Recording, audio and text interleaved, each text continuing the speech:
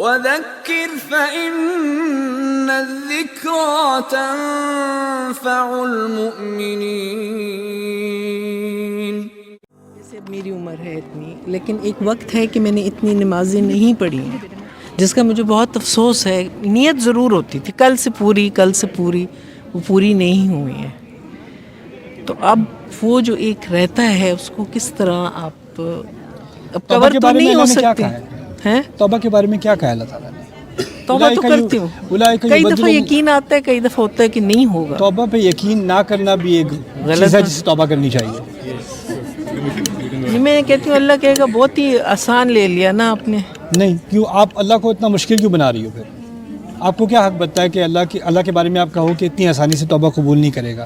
جب اللہ کہہ رہا ہے آسان بنا لیا نا بیٹا. دیکھیں، زنا سے تقارب کیا گیا ہے یا اس کی تشبیہ دی گئی ہے ربا کے ساتھ نا، اور ربا کے معاملے میں کہہ دیا ہے عفا اللہ عما سلف، جو ہوا وہ ہوا.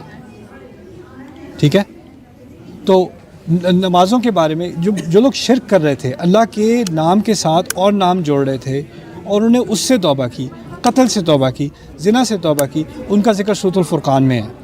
ٹھیک ہے، اور کیا کہا ان کے بارے میں؟ اولئک یبدل اللہ سیئاتہم حسنات. وہ ایسے لوگ ہیں جن کے گناہوں کو اللہ تعالیٰ صرف معاف نہیں کرے گا، ان کے گناہوں کو اچھائیوں میں بدل دے گا. اللہ تعالیٰ کی رحمت اتنی بڑی ہے، یقین اتنی زیادہ ہے، اسی پہ تو چلتے رہے نا. اسی لیے توبہ پر شک نہیں کرنا چاہیے. صحیح. اور توبہ پہ شک کرنا اللہ کے ساتھ بدگمانی ہوتی ہے، نہ کریں. ایک اور چیز، ہدایت زیادہ پانے کے لیے کیا کوشش ہو سکتی ہے؟ زیادہ ہدایت کا کیا مطلب ہے؟ مطلب صحیح ہدایت پانے کے لیے جیسے دل مڑے نا، نماز کے لیے دل کھینچے، اس کے لیے دل کھینچے. اس سوال کے پیچھے نا میرے نزدیک ایک انگزائٹی ہوتی ہے کہ جو میں کر رہا ہوں یا کر رہی ہوں وہ کافی نہیں ہے. جی ایسا. اور میں جو ہوں وہ ہر طریقے سے ناقص ہوں.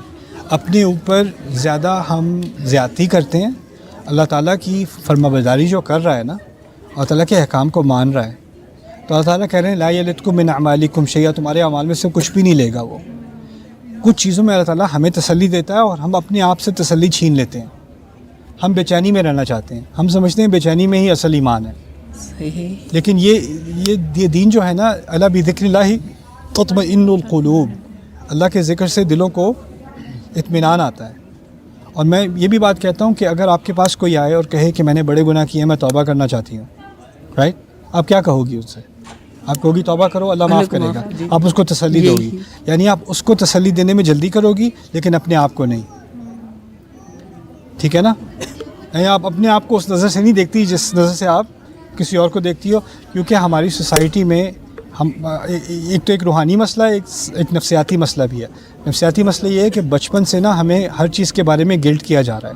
تم نے یہ غلط کیا، یہ غلط کیا، یہ غلط کیا، اللہ تمہیں کبھی معاف نہیں کرے گا، ایسا کرے گا، ایسا ہوگا، ویسا ہوگا، فلانے نے تو اتنی نمازیں پڑھی پھر بھی پتہ نہیں اللہ قبول کرے گا کہ نہیں، اور یہ پھر بھی اللہ قبول کرے گا کہ نہیں، پھر بھی اللہ خوش ہے کہ نہیں. یہ بار بار اللہ کے بارے میں جو بدگمانی ہے نا، یہ ہمارے کلچر کا حصہ بن گئی ہے، اور اس وجہ سے ہماری روحانیت پہ بھی اثر پڑا ہے. اللہ تعالیٰ کے بعد انا عند ظن عبدی بھی، جیسا میرا بندہ میرے بارے میں سوچتا ہے میں ویسا ہوں. میرا رب معاف کرنے والا ہے، میرا رب دروازے کھولنے والا ہے. اس کی سب سے بڑی مثال میں بار بار دیتا ہوں، میں دیتے ہوئے تھکتا نہیں ہوں. 1000 بار دینی ہوگی میں 1000 بار دوں گا. یہ موسیٰ علیہ السلام کی مثال ہے.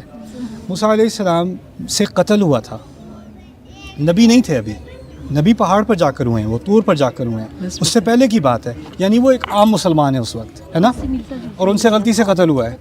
قتل ہوا ہے تو کیا کیا انہوں نے؟ فوراً استغفار کی ہے. ٹھیک ہے نا؟ اور جب استغفار کی ہے تو کیا ان پر وحی آئی ہے کہ ان کی استغفار قبول ہوئی ہے؟